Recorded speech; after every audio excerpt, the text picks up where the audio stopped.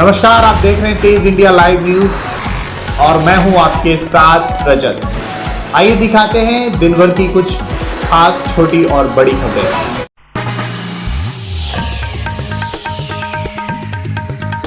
जनपद बिजनौर के किरतपुर ब्लॉक क्षेत्र की ग्राम पंचायत सुल्तानपुर सादात के राशन डीलर की फर्जीवाड़े की खबर हमारे चैनल पर प्रमुखता से दिखाई गई थी, जिसका संज्ञान लेकर खाद्यान्न पूर्ति विभाग हरकत में आया और जांच करने गांव पहुंचा। आपको बता दें, ब्लॉक किरतपुर की ग्राम पंचायत सुल्तानपुर सादात के ग्रामीणों द्वारा राशन डीलर की शिकायत पर पूर्ति निरीक्षक नजीवाद अमित कुमार जांच करने सुल्तानपुर सादात और लच्छी रामपुर पहुंचे। जांच अधिकारी ने के समक्ष बड़ी संख्या में ग्रामीणों के बीच विपिन कुमार पुत्र यशवंत सिंह ने बताया कि मेरी पत्नी ग्राम प्रधान है। मेरे गांव के सस्ता गल्ला विक्रेता मनोज कुमार द्वारा अन्य व्यक्तियों, जिसमें कुछ मृतक भी हो चुके हैं, उनके कार्ड में राशन विक्रेता अपने परिवार के नाम जुड़वा रखा है।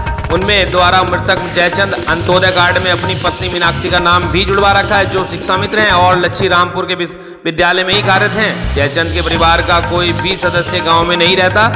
राशन डीलर द्वारा मृतक लीलावती के राशन कार्ड में ग्राम प्रधान के परिवार के सदस्यों एवं हेमंत के परिवार के सदस्यों के नाम भी गलत तरीके से चढ़वा रखे हैं, जिनका राशन विक्रेता मनोज कुमार सारा राशन डकार रहा है। खाद्यान्न सुरक्षा अधिकारी नजीवाद के सामने ही ग्रामीणों ने बड़ी संख्या में शिकायत करते हुए कहा कि राशन विक्रेता अपनी दबंगता के चलते सुनता नहीं है और राशन लेने वालों के साथ में दुर्व्यवहार करता है। उसका कहना है कि मैं किसी से नहीं डरता, मेरी शिकायत करके देखो, मैं ऊपर तक हिस्सा देता हूँ।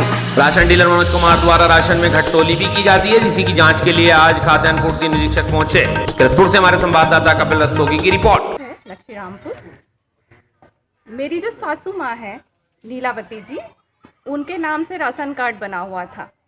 जब तक वो जीवित रही, उन्हें ये कह के कि उनके अंगूठे के निशान नहीं आ रहे, कभी राशन नहीं दिया डीलर ने। और उनकी मृत्यु के उपरांत बहुत सारे अदर लोगों के नाम जोड़ के राशन कार्ड बनवा लिया और उसमें अपने खुद के बेटे का अंगूठा लेके उससे राशन ले रहे थे। तो ये कब से चल रहा था सिलसिला?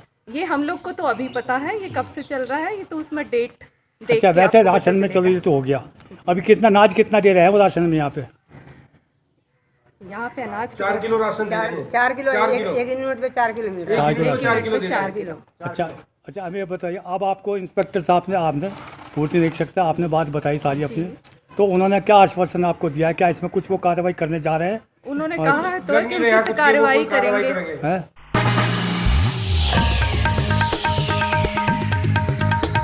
बिजनौर के किरतपुर में भूमाफियाओं ने किया पीडब्ल्यूडी की जमीन पर कब्जा। दिल्ली से पौड़ी नेशनल हाईवे पर नगर पालिका के बराबर दुकानों के लिए जमीन बेची जा रही है, जहां एक और योगी सरकार जनता द्वारा सरकारी जमीनों पर अवैध कब्जे किए हैं उनको कब्जा मुक्त करा रही है। वहीं दूसरी ओर नगर पालिका के बराबर में बनाए जा रहे हैं मार्केट के ठेकेदारों ने पीडब्ल्यूडी की जमीन पर कर लिया है कब्जा। आपको बताते चले कि पीडब्ल्यूडी के नियम के अनुसार हाईवे के बीच गोले से 65 फीट छोड़कर ही अपने आपको कोई भी निर्णय कार्य कर सकते हैं, लेकिन मार्केट बनाने वाले भूमाफियाओं ने पीडब्ल्यूडी की जमीन में लगे हुए सरकारी बिजली के खंभे एवं सरकारी पेड़ों को अपनी जमीन में लेकर निर्माण कार्य कर दिया है। पीडब्ल्यूडी की जमीन को कब्जे में लेकर लगभग 1 करोड़ रुपए का उन लोगों ने अपना फायदा कर लिया है। यह समझ से बाहर है कि बात है कि नगरपालिका बराबर होने के बावजूद किसी अधिकारी की निगाहें क्यों नहीं पड़ी। कुछ स्थानीय लोगों का कहना है कि कुछ समय पहले पीडब्ल्यूडी के 2 अधिकारी आए थे और वह नपाई करके ले गए थे, लेकिन उसके बावजूद भी अभी तक कोई कार्रवाई नहीं हुई। इससे स्पष्ट लगता है कि पीडब्ल्यूडी व नगरपालिका के अधिकारी भी इस प्रकरण में सम्मिलित हैं। किरतपुर से हमारे संवाददाता कपिल रस्तोगी की रिपोर्ट।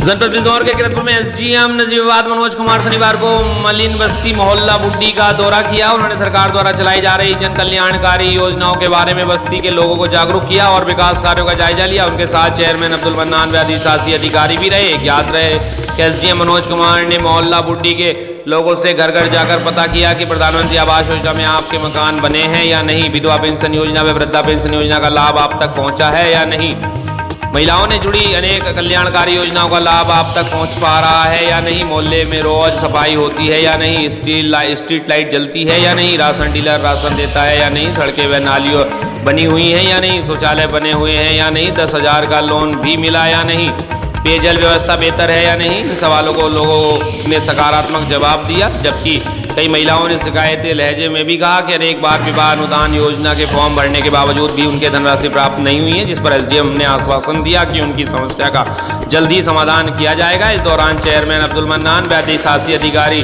हरिलाल पटेल ने कहा कि मलिन बस्तियों में नगर पालिका परिषद द्वारा विकास कार्य प्राथमिकता के आधार पर कराए जा रहे हैं। इसमें कोई किसी तरह की कोताही नहीं है बरती जा रही है। इस मौके पर एसडीएम के साथ हल्का लेखपाल सुभाष ठाकुर, लेखपाल ज्ञानेंद्र सिंह, जेई अनुराग कमल, ज्ञानेश्वर बाबूराम आदि मौजूद रहे। किरतपुर से हमारे संवाददाता कपिल रस्तोगी की रिपोर्ट। सर आज आपने मोहल्ला बुड्ढी में ये जो आपने अभी मोहल्ला बुड्ढी का निरीक्षण किया है, ये क्या वजह है इसकी, किसके भ्रमण किया है, क्या उद्देश्य है? ऐसा है ना, नगर पालिका के द्वारा जो भी मोहल्लों में सफाई के कार्य कराए जाते हैं, इसके अलावा जो भी हमारे प्रदेश सरकार की और भारत सरकार की योजनाएं हैं वो ज़मीनी रूप किस प्रकार से ले रही हैं, वास्तविकता में क्या हमारी पब्लिक को समस्या है, तो हम खुद घूम घूम के जायजा ले रहे हैं। हमने 4 दिन पहले अपने लेखपाल की और हमारे पालिका के कर्मी थे, उनकी एक संयुक्त टीम बनाई और करीब 170 परिवारों से बात की और सबकी विभिन्न विभागों से संबंधित समस्याओं को।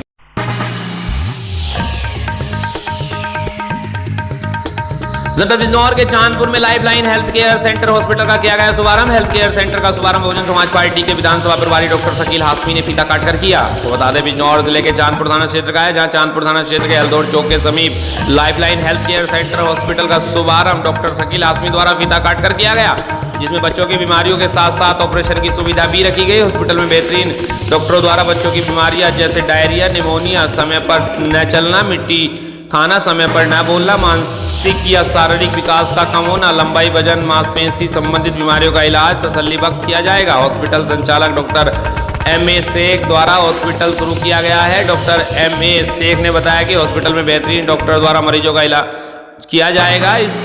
हम चांदपुर क्षेत्र की जनता को बेहतरीन से बेहतरीन सुविधा हॉस्पिटल में देने की कोशिश करेंगे, ताकि यहाँ एक मरीजों को चांदपुर से बाहर इलाज के लिए ना जाना पड़े। चांदपुर से हमारे संवाददाता शहजाद की रिपोर्ट।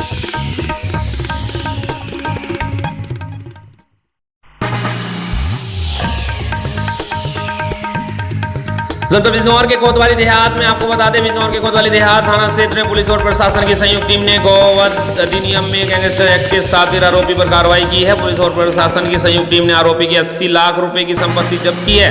दरअसल बिजनौर के कोतवाली देहात थाना क्षेत्र के सराय डुवंबर के रहने वाले गोवध अधिनियम और गैंगस्टर एक्ट के आरोपी फहीम, सोमीन व शकील और गांव के गनौदा पजदू के रहने वाले आशिफ के खिलाफ पुलिस और प्रशासन ने बड़ी कार्रवाई करते हुए इनकी 80 लाख रुपए की अचल संपत्ति को जब्त किया है।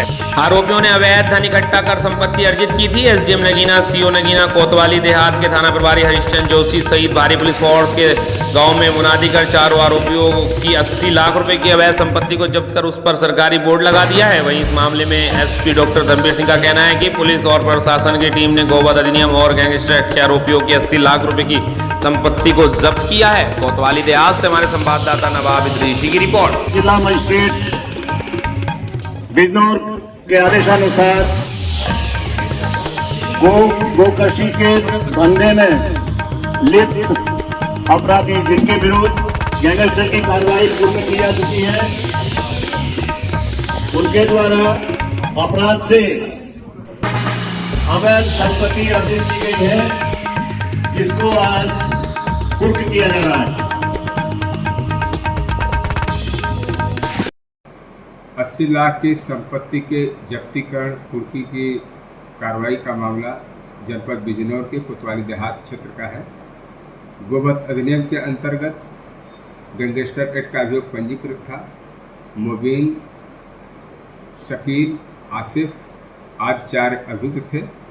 इनके संपत्ति को जो मकान था आज डुगडुगी पिटवा करके एसडीएम, क्षेत्राधिकारी, इंस्पेक्टर एवं स्थानीय पुलिस बल की मौजूदगी में उसको जब्त किया गया है। इस कार्रवाई से आसपास के लोगों में हर्ष का माहौल है तथा जो गोकशी करने वाले हैं इन गो हत्यारों के हौसले पस्त हुए हैं।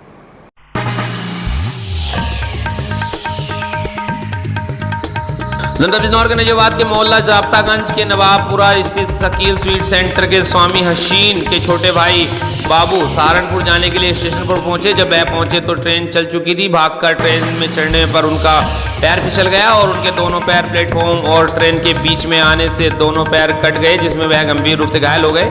उन्हें पूजा अस्पताल में इलाज के लिए भर्ती कराया गया, जहां उन्हें चिकित्सकों ने मृत घोषित कर दिया। सबके लिए को घर पहुंचते ही परिजनों में कोहराम मच गया। नजीबाद से हमारे संवाददाता आकिब हुसैन की रिपोर्ट।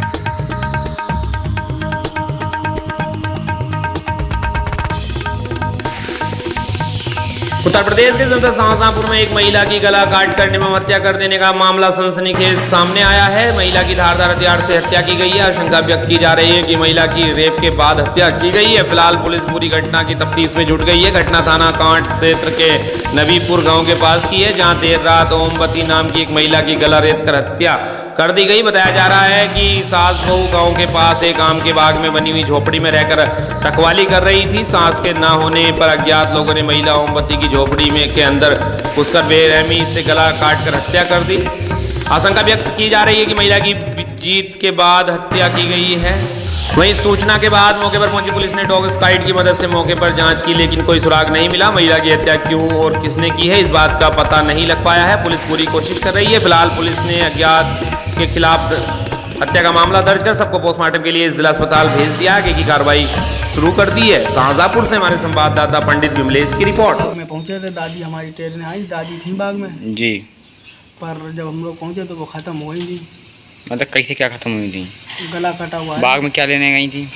बाग रखा रही है। बाग तो उनमें 25 साल से रह रहे हैं हम लोग। अच्छा, बाग में आप लोग रहते हैं? हाँ। पूरी फैमिली बाग में रहती है? पूरी फैमिली नहीं, दादी और मम्मी रहती थी। अच्छा, मम्मी रहती खाली आपकी? हाँ। अच्छा, आपके घर से कितनी दूर बाग हो? कुछ भी नहीं, थोड़ा गांव के बाहर है। थोड़ा गांव बाहर 500 मीटर की दूरी पर। क्या किसी से पुरानी रंजिश वगैरह थी? किसी से नहीं। किसी विवाद वगैरह हुआ था? किसी से नहीं। तो आप लोग किस टाइम सूचना मिली थी? हमारी दादी थी वहाँ पर लेटी बाग में, वो दूसरी 4 पहिए लेटी जी, और मम्मी मेरी दूसरी। तो दादी हमारी खाना लेके गई। दिनांक 11/12 की रात को थाना कांट के नबीपुर गांव में एक महिला जिसकी आयु लगभग 43 से 44 वर्ष है, उसकी गला रेत करके हत्या कर दी गई है। इस संबंध में थाना कांट पर मुकदमा अपराध संख्या 301 पंजीकृत किया गया है, धारा 302 IPC के तहत। मृतका का शव जो है पंचायतनामा करके उसको पोस्टमार्टम के लिए भेज दिया गया है और अन्य विधिक कार्रवाई की जा रही है।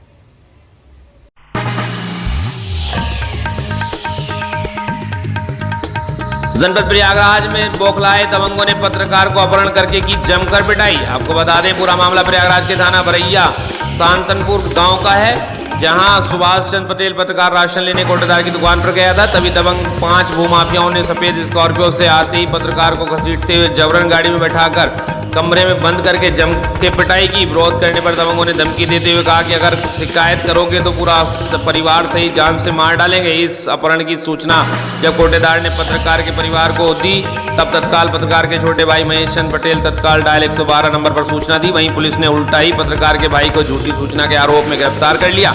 इस अपहरण की जानकारी थाना प्रभारी बरैया से जानकारी ली गई तो थाना प्रभारी बरैया ने बताया कि ये फर्जी बनावटी सूचना दी गई है। थाना प्रभारी ने कहकर फोन काट दिया। वहीं ग्रामीण प्रधान कोटेदार का कहना है कि ये खबर सच है। हमारे लोगों के सामने सुभाष पटेल पत्रकार को स्कॉर्पियो में अपहरण करके ले गया है।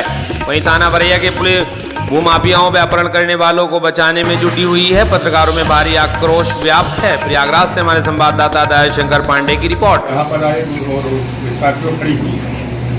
सुभाष ने यहाँ पर खड़की 4 पाई पे लेटे थे। सुभाष पटेल उनको जो है यहाँ से कुछ बोले डाले नहीं, उठा के ले गए। सुभाष से भी कुछ नहीं बोली, स्कॉर्पियो बैठा के लेकर गए। कितना लोग थे? लगभग 7-8 लोग थे। जी सर। पूछताछ हुआ कि ऐसे ही? पूछताछ कुछ नहीं हुआ। तो स्कॉर्पियो कैसी कलर में थी? सफेद व्हाइट कलर में। तो क्या उनके घर वालों को आपने सूचना दिया या किसी? हमारा लड़का यहाँ फिंगर लगवा रहा था, सूचना दिया इनके भाई को। इनके भाई आए तो कुलदीप ने कहा कि 100 नंबर डायल का तो सूचना दे दो, नहीं का थाने वाले कहेंगे कुछ हो जाएगा तो ये भी चूतिया बनाएंगे। कुलदीप कौन है? कुलदीप ये है। तो कुलदीप इनके चचेरा भाई है। 100 नंबर जब फोन कराया उसके बाद भैया महेश ने 100 नंबर किया और 100 नंबर आया। महेश को वहाँ गाड़ी खड़ी भाई रोड पर, महेश वहाँ गए, उनको बैठा के ले गए थाने। थाने, हाँ 100 नंबर वाले थाने में जो रचना रचे हों उसको मैं नहीं बता। मैं भी फोन करके बुलाया और ये बताया कि यहाँ से सुभाष को अभी 5-6 लोगों ने स्कॉर्पियो में बैठा के लेके चले गए जी। तो उनके भाई को बुलवाया गया सुभाष के, महेश को। तो महेश की ये हुआ कैसे होगा कैसे नहीं, तो 112 नंबर फ़ोन किए, उनको सूचना दी गई। तो उसके बाद जो है पुलिस आई, उनको ले गई उठा के। किसको लेकर गई थी? महेश को सुभाष के भाई है। हाँ सुभाष के भाई है। उसके बाद वहाँ जाने के बाद हम भी गए थे थाने पे, तो पता लगा कि ये झूठी खबर है। तो क्या सच ये झूठी है कि सच खबर है? नहीं, यहाँ तो भाई हम आए तो महेंद्र थे, जगदीश कोटेदार थे, अंगूठा भी लगवा रहे थे यहीं पर। सभी लोगों के साथ में? सभी लोगों के साथ में यहाँ बात हुई। महेश साथ में फ़ोन भी किया। अच्छा। सब लोगों के कहने पे भाई जबरदस्ती ले गए स्कॉर्पियो में बैठा के। क्या होगा क्या नहीं, पुलिस वाले बता रहे हैं ये फर्जी है। हाँ पुलिस वाले ये बता रहे हैं कि फर्जी है। ठीक। और उनका सुभाष से अपना बात हुआ, इसी वजह से बता रहे हैं। हम लोगों से हुआ नहीं, तब मोबाइल बंद था इनका सुभाष का। आपका नाम क्या है? राम कैलाश पटेल, करदा सातनपुर दुनैया। हाँ।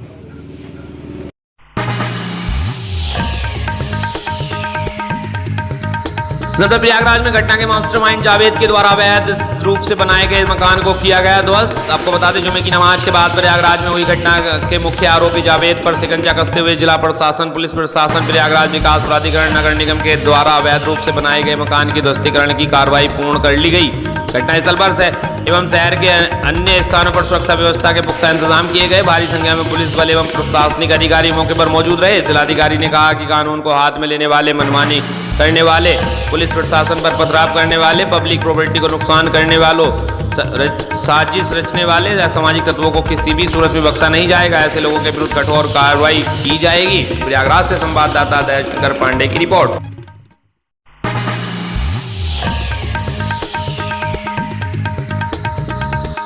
कर्नाटक के बेलगांव जिले के अनेथी तालुका के सरकारी उर्दू करैया प्राथमिक विद्यालय स्कूल का गेट टूटने से गिरने से 6 साल की सिद्दीका मुल्ला बालिका को गहरी चोट आई।